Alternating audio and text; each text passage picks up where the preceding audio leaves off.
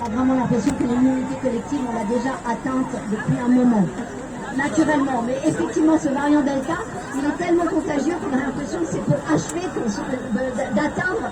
Oui, c'est bien, sauf que les vaccinés ne peuvent pas bénéficier du coup de cette immunité. Voilà. Et c'est ça qui est dangereux, et c'est pour cela qu'on s'attend, hélas, à ce que les hospitalisations remontent comme dans d'autres pays. Voilà. Enfin, pas qu'artificiellement, un peu artificiellement au départ, c'est ce que mon ami, ce que mon collègue Jean-Michel Clavry, virologue, a dénoncé en disant c'est un mensonge d'État, mais à force, oui, un mensonge d'État qui, effectivement, nous rapportait que nous devions avoir très très peur du variant Delta à un moment où le Covid-19, dans les données de l'État français, Santiweb.fr, était à 3 ou 4 cas pour 100 000. C'est-à-dire qu'effectivement, quand je vous parle des 3% qui double vaccinés sont contaminés par le Covid-19, on est sur des chiffres qui n'ont juste rien à voir. Donc dans une population générale, tout ressemble à ce qu'on soit beaucoup plus protégé que la population des doubles vaccinés travailleurs dans un hôpital en Israël.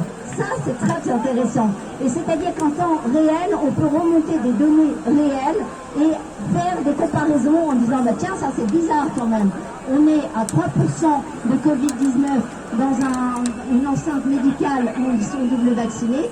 Et dans une population générale, actuellement, je crois cette semaine, nous sommes à 16 cas pour 100 000. Donc ça n'a rien à voir. Rien à voir. Donc c'est quand même... Voilà. Alors on ne peut pas comparer parce que c'est Israël, c'est la France, c'est pas au même moment. J'ai bien conscience de tout cela. Mais c'est quand même très intéressant. Voilà, les chiffres sont là. Et puis encore une... Et alors, oui, bien sûr.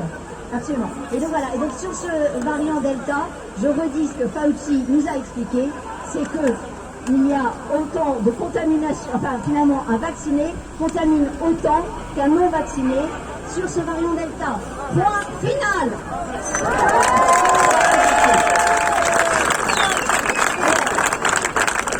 Alors, monsieur me reprend, il a raison, sur le fait que j'ai dit vacciné. Ça m'échappe de temps en temps. Pardonnez-moi, et vous savez que c'est bien injecté que je voulais dire et non vacciné. La nuance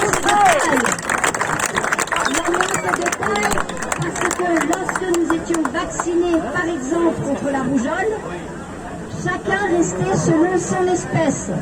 C'est-à-dire qu'on injectait un virus, il était atténué, heureusement, et chacun restait selon son espèce.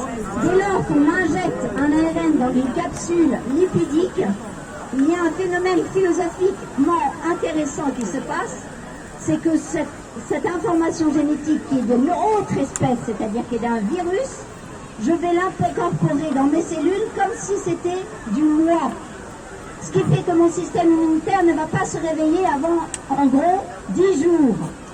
Pendant tout ce temps, l'information génétique évolue d'une façon comme si elle était chez elle, c'est-à-dire préemptant les fonctions de la cellule pour se faire traduire elle-même.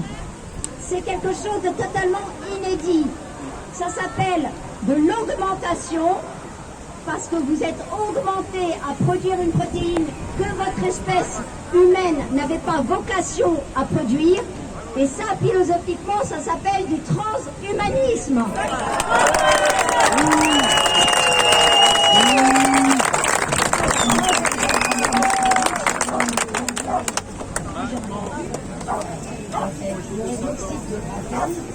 Dans les masques bleus que vous mettez tous, il y en a dans les tests.